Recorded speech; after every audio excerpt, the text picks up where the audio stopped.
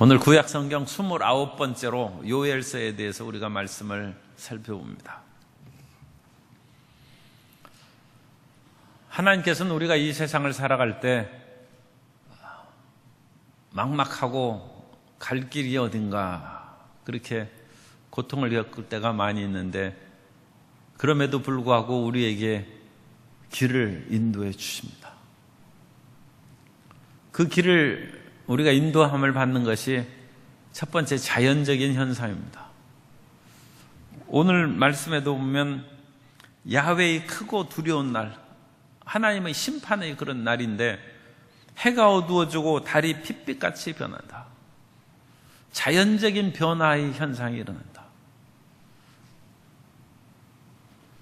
이제 또 장대비가 내려가지고 물난리가 나는 지역이 있습니다만, 가뭄이 극심하면 하나님의 진노가 있다. 옛날부터 고래로부터 그렇게 생각을 했습니다. 우리나라에서는 그런 메뚜기 재앙은 역사적으로 그렇게 거의 없습니다. 그런데 이스라엘에는 그 메뚜기 재앙이 있고, 그 중동 지역에는 그런 것이 종종 있습니다.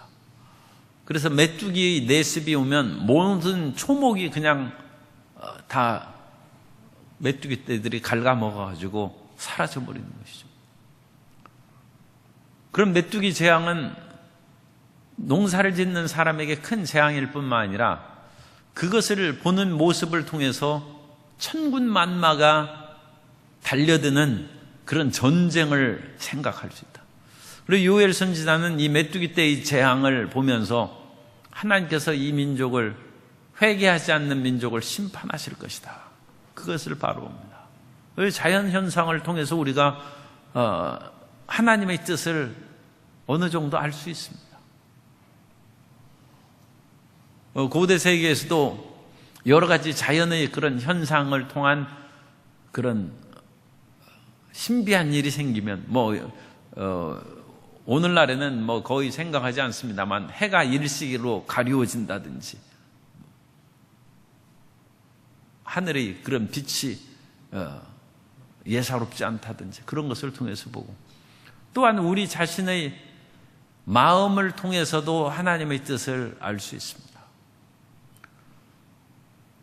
이 세상에서 겪는 그런 일들은 대부분 비슷합니다. 그런데 마음이 이렇게 가느냐, 동으로 가느냐, 서로 가느냐, 그것을 보고 그 사람의 일생을, 나중의 미래를 우리가 짐작할 수 있어요. 자녀를 똑같이 매질을 해도 하나는 회개하고 책상에 앉아서 공부하는 반면에 하나는 그냥 뛰쳐나가는 자녀가 있다. 그 마음이 어찌 그렇게 다르게 먹는지 기가 막힌 것이죠. 사람이 마음이 어떤 식으로 들어가느냐에 따라서 그 사람의 미래가 결정되는 거죠. 우리가 어떤 일에 대해서 내 마음이 하나님을 향하여 나아가느냐, 아니면 하나님을 원망하고 불평하는 데 나아가느냐. 똑같이 예수님을 부인했지만 가룟 유다는 스스로 죽었고, 베드로는 예수님을 부인했으면 다시 예수님의 사랑 안에 회복되는 것이죠. 자기 마음이 파괴적이고 원망과 탄식의 그런, 자기 자신을 살피지 아니하고 다른 주변의 모든 것을 탓으로 돌리는 그런 마음은 긍정적이지가 못한 것입니다. 마음으로 인생을 파악할 수 있다.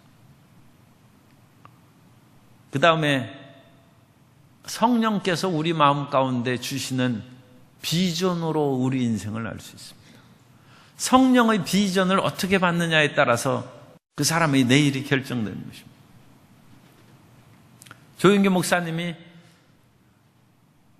대조동에서 그야말로 60여 년 전에 그 목회를 시작할 때 선교사님이 당신 꿈이 무엇이오? 그렇게 물었어요. 그러자 조윤기 목사님이 내 꿈은 세계 최대의 교회를 세우는 것입니다. 그러니까 미국 하나님 성의 선교사님들이 웃는 거예요. 비웃는 거예요. 참 그 천막에서 그렇게 힘들게 살더니 정신이 좀 이상하게 그러지 말고 우리 선교부에 와서 영어도 하고 그러니까 일하라고. 아니다. 당신들은 나에게 꿈을 이야기하라고 해서 내가 꿈을 이야기했는데 왜 그것을 비웃습니까? 그런데 사람마다 그런 꿈을 여러 개 가질 수 있어요. 제가 한세대학에서 요즘엔 뭐 이제 그런 꿈을 가진 사람도 이제 없었겠습니다만 수십 년 전에 신입생들을 면접하면서 꿈이 무엇이냐 물으면 나도 조인교 목사님처럼 세계 최대의 교회를 세우는 것이다. 어쨌든 세계 최대의 교회는 하나밖에 없는데 그것은 참 그런 꿈을 가지는 것이 또 더 큰 교회를 세운다는 것인지 어쨌든 그것이 인간적인 꿈이냐 성령께서 주시는 꿈이냐 성령의 비전이 인생을 이끌어가는 것입니다. 그래서 요엘서에서는 이런 마음을 세 가지가 다 나타나는 거예요. 자연을 통해서 하나님께서 어떻게 행하실 것인지를 알 수 있고 그래서 그것을 보고 지금 2번 목적을 보면 목적에 요엘은 백성이 죄를 깨닫고 회개할 것을 촉구하면서 열정적으로 깨어나라. 이 수많은 하나님께서 가르치는 징조를 통해서 좀 깨달으라는 거예요.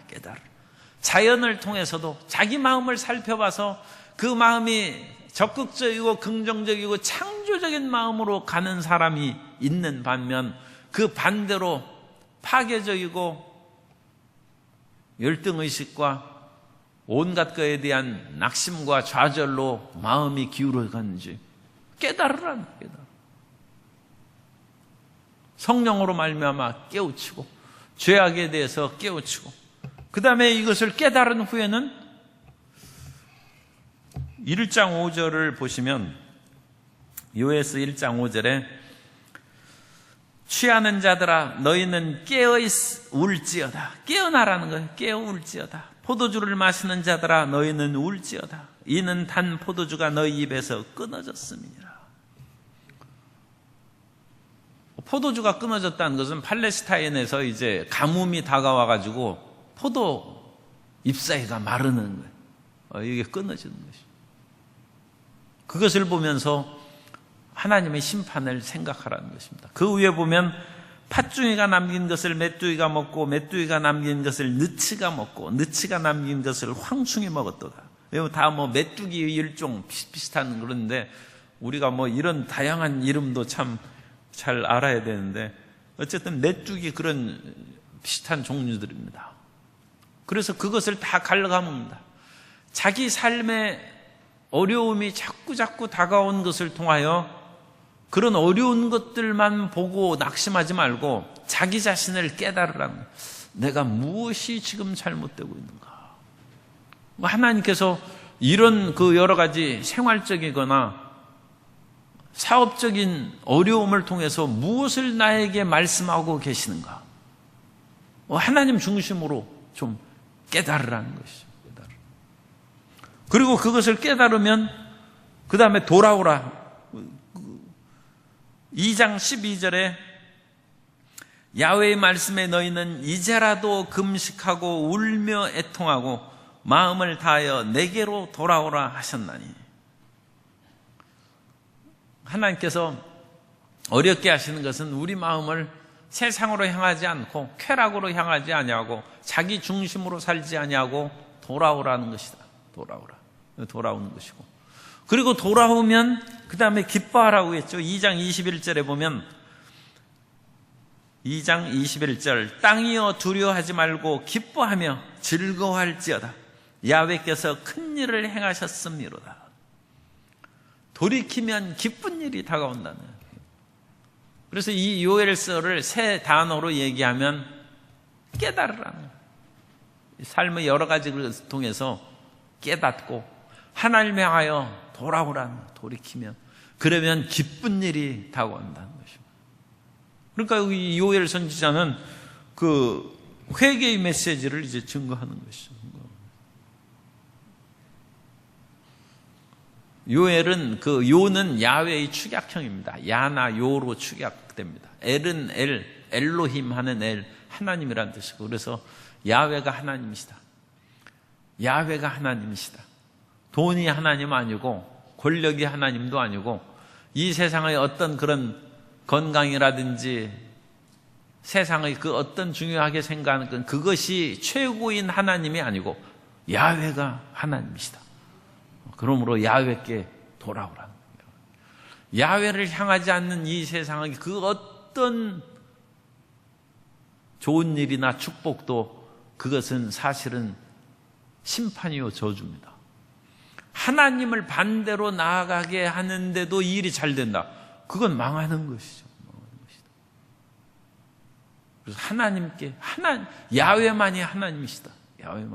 야훼 그분만이 최고고 야훼만이 삶의 목적이고 야훼가 우리가 가야 될 인생의 방향이라는 것입니다. 그것을 깨달으라는 것이고 그 길을 향해서 돌이키면 우리에게 영생의 기쁨이 있고 하나님의 축복이 있다. 요엘의 그런 특징적인 메시지입니다. 그래서 내용 개요를 보면 이제 메뚜기 재앙을 통한 경고, 그래서 이 유다를 내습한 메뚜기 재앙과 극심한 한발을 통해서 그런 재앙을 간다. 그래서 요엘서 1장 6절 이하에 보면 다른 한 민족이 내 앞에 올라왔음이로다.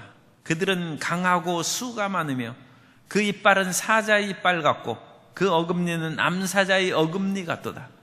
그들이 내 포도나무를 멸하며 내 무화과 나무를 긁어 말갛게 벗겨서 버리니 그 모든 가지가 하얗게 되었도다. 메뚜기가 참 지독하게 모든 걸 갉아먹죠. 그런데 그 화순 수말리 염소 방목하는 데는 나무들을 이렇게 염소들이 갉아먹어서 말갛게 갉아먹는다고 그러더라고요. 그리고 거기 가면 염소들이 그 나무를 말갛게 갉아먹은 걸 한번 가서 보시기 바랍니다. 아, 이 메뚜기 재앙이 그런 거구나. 메뚜기가 있으면 살아있는 것이 모든 초목을 그렇게 다 갉아먹어가지고 그 조그만 메뚜기들이 수백만 수천만 마리가 달라들어가지고 싹 사라져버려.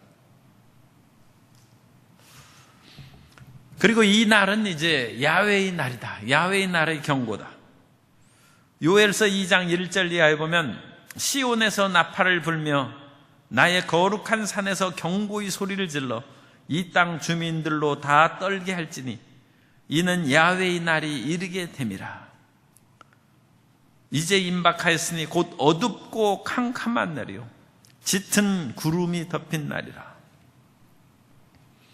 이 야훼의 날은 그 예언서에 나오는 그런 아주 특징적인 그런 그 규절입니다. 그래서 이 야훼의 날은 하나님의 날입니다. 하나님께서 임하신 날이고 하나님께서 복을 주시는 날로 원래 그와 같이 처음 시작된 것입니다.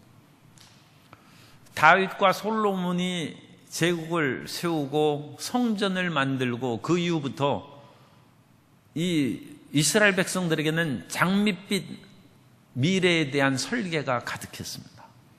하나님께서 과연 아브라함에게 주신 약속이 다윗과 솔로몬 때에 성취됩니다.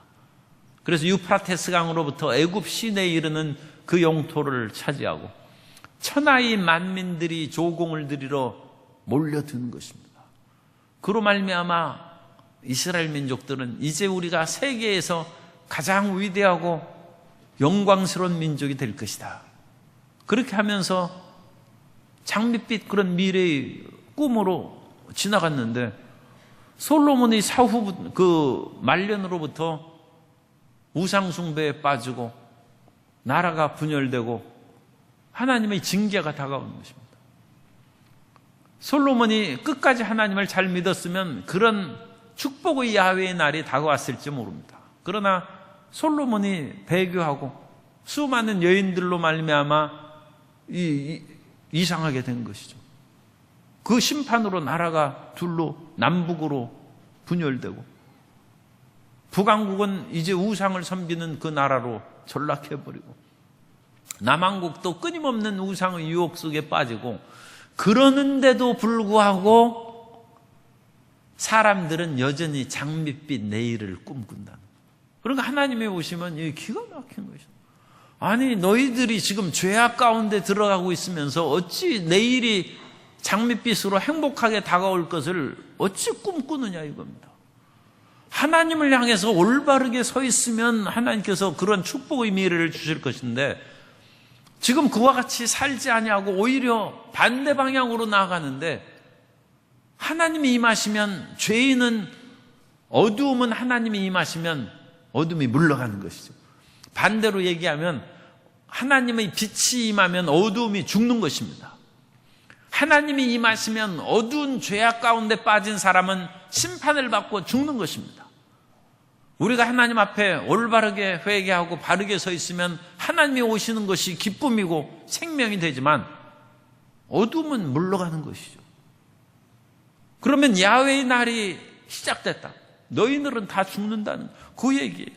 그래서 그날은 어둡고 캄캄한 날이요 심판의 날이 될 것이다.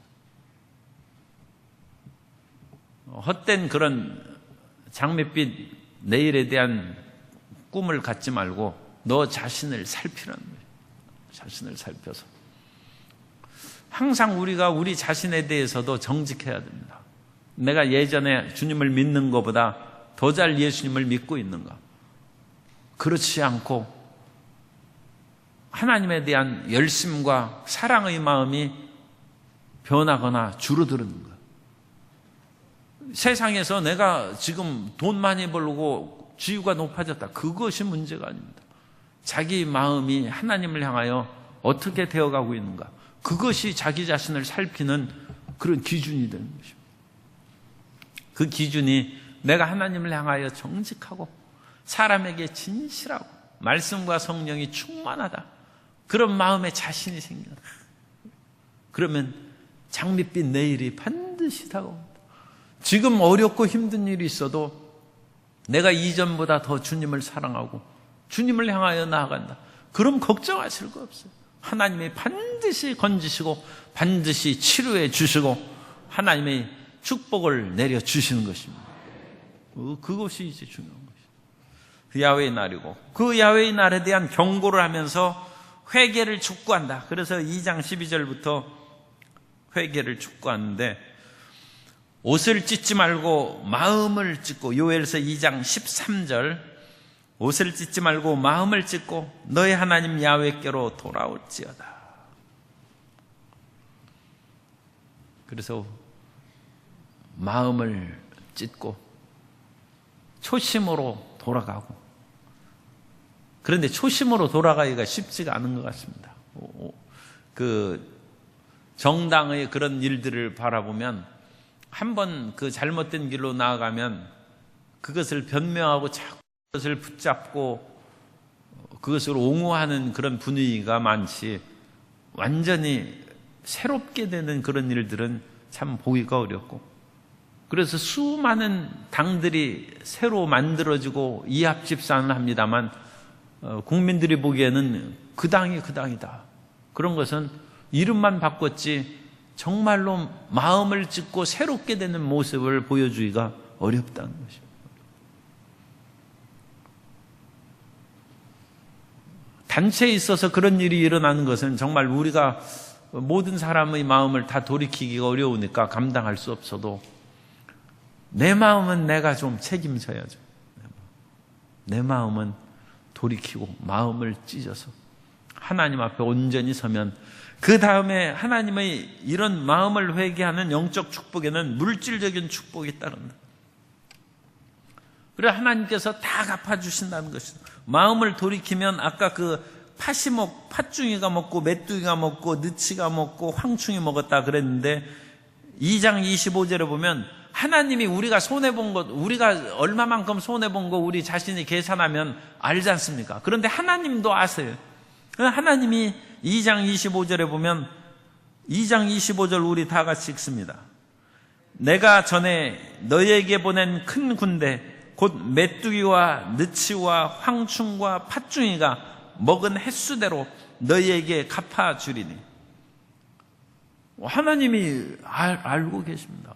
우리에게 책망하고 심판하는 그런 것이 우연히 다가오는 것이 아니라 하나님이 깊이 깊이 살피시고 하나님이 우리 상황에 맞게 생각하셔서 심판하시는 거예요. 그래서 그 손해본 것들을 주님께서 다 하시는 거죠.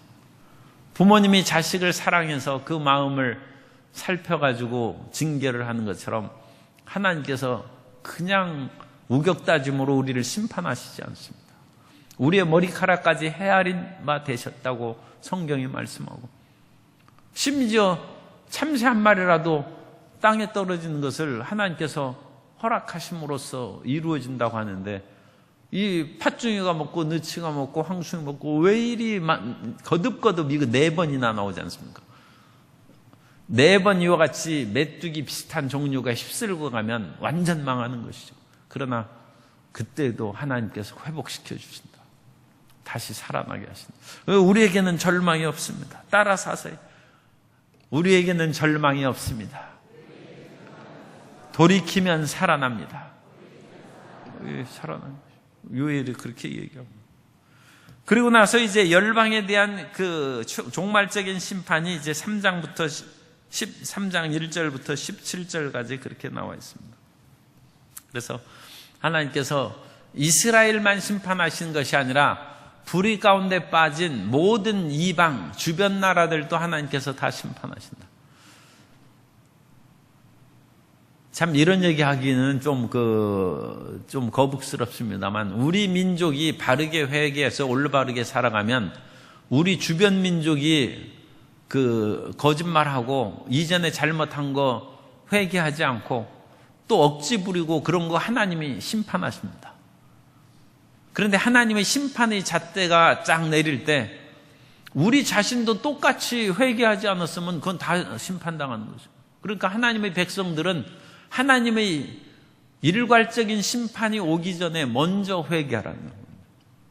그러면 우리는 회개했으니까 하나님의 심판에서 벗어나는 것이죠. 그러지 자기 맘대로 산 민족들이 저절로 살 수 있을 것이다. 그렇지 않습니다. 하나님은 개인만을 주관하고 다스리는 하나님이 아니라 역사를 주관하시는 하나님이십니다. 하나님이 민족과 민족, 나라와 나라의 그 모든 일들도 주님께서 이끌어 가셔서 민족의 흥망성쇠가 하나님의 손에 있는 것입니다. 그러므로 한 민족이 바르게 됩니다. 치열한 외교의 그런 것들도 우리가 필요합니다만, 그런 외교 전략 가운데서 우리가 올바르게 되는 것이 중요하고, 우리가 올바르게 서면 하나님이 주변의 그런 잘못된 그런 나라들에 대해서는 심판을 하신다. 그 선지서에 있는 아주 중요한 그런 형식이요 메시지입니다. 항상 유다와 예루살렘의 심판과 주변 나라에 대한 심판이 항상 요엘서 지금에서도 나오고 이사야에서 특별히 그런 것이 아주 강조되어 있어요. 하나님께서는 예루살렘과 유다와 이스라엘만 심판하는 것이 아니라 모압과 암몬과 에돔과 주변의 열국들을 이집트, 아수르 그런 나라 다 심판하신다. 그래서 우리가 바르게 나아가면 하나님께서 유다를 이제 회복시키는데, 그 유다의 회복에 대해서는 특별히 이제 요엘서 3장 18절 이하에 요엘서 3장 18절을 우리 한번 다 같이 읽겠습니다. 요엘 3장 18절. 그날에 산들이 단 포도주를 떨어뜨릴 것이며 작은 산들이 젖을 흘릴 것이며 유다 모든 시내가 물을 흘릴 것이며 유다의 성전에서 샘이 흘러나와서 시딤 골짜기에 대리라.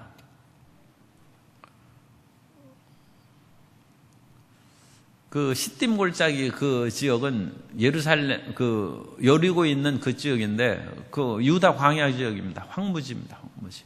거기에도 물이 흐른다.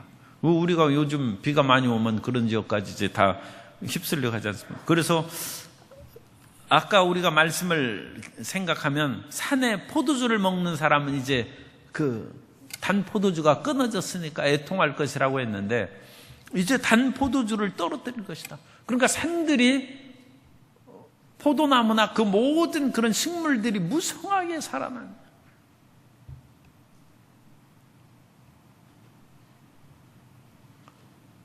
어제 이제 지방회에서 그 모임이 있어서 우리 그 연합회에서 모임이 있어 갔는데 조금 그분은 광주에서 목회하는데 조금 그 약간 떨어져 있는 시내 지역이 아니라 그럽니다. 그래서 거기 교회 앞에다가 상추를 심었대. 그런데 그 가뭄때 상추밭에 아무리 물을 줘도 상추가 안 자라더래. 그게 희한한 것이죠. 계속 물을 주고 그러는데도 제대로 안. 그런데 이 며칠 새에 비가 이렇게 오니까 순식간에 땅에 붙어 있던 것이 이만큼 자랐다는 거예요. 하늘에서 비가 내리니까 순식간에 상추가 그렇게 크게 자라가지고 풍성하게 됩니다. 사람이 물 주는 것으로 산업 못 고치는 것이죠. 하나님이 하늘에서 부어주시면 순식간에 고쳐져요. 그래서 그거예요. 산들이 단 포도주를 떨어뜨릴 것이며 작은 산들이 저주를 흘릴 것입니다. 염소가 먹을 것이 없어요. 양떼가. 아니 산천이 다 메말라. 그래서 아프리카 제가 이제 케냐 투르카나에 갔는데 거기에서 염소들이 먹을 그 지역은 황무지 완전. 정말 세계에서 가장 살기 힘든 지역 가운데 하나가 투르카나입니다. 거기에서 이제 여의도 순복음교에서 학교를 하나 세워져서 거기 그 준공식에 제가 갔습니다. 그런데 거기에서 염소들이 먹을 것이 없어서 염소들이 뼈가 이렇게 나와가지고 막 비슬거리면서 먹을 것이 없으니까 그냥 쓰레기 더미를 염소가 뒤지는 거예요. 참 기가 막혀요. 이스라엘 가면 희한하게 히브리 대학 교정에서 쓰레기통을 까마귀가 뒤져요. 그래가지고 까마귀떼가 거의 많아. 그래서 까마귀떼는 막 쓰레기통을 뒤지고 있어. 이 닭도 아니고 비둘기도 아니고 까마귀. 그러더니 그 투르카나에 가니까 염소들이 쓰레기 더미를 막 듭니다. 그런데 우리가 거기에서 준공식 날 그 불쌍한 염소들을 또 우리가 잡아먹었어요. 먹을 것이 그거 축제하는 날밖에 안 먹어요. 그래서 쓰레기 먹은 염소를 그냥 먹으면서 마음이 별로 상쾌하지는 않더라고요. 그리고 또 뼈가 나온 염소를 먹으면서 그 단단한 그 살코기도 별로 없어요. 그러니까 또 측은한 생각도. 그런데 이 산들이 양떼나 소떼들이 먹을 것이 가득하니까 그냥 젖을 흘리고 다녀요. 옛날에 정말 좀 그렇습니다만 젖이 많이 나오는 그런 그 애기 엄마는 젖을 흘리고 다닌다고 그랬어요. 이게 풍요함이 넘치는 풍요함. 하나님의 역사하심을 깨닫고 돌이키면 기쁜 일이 생깁니다.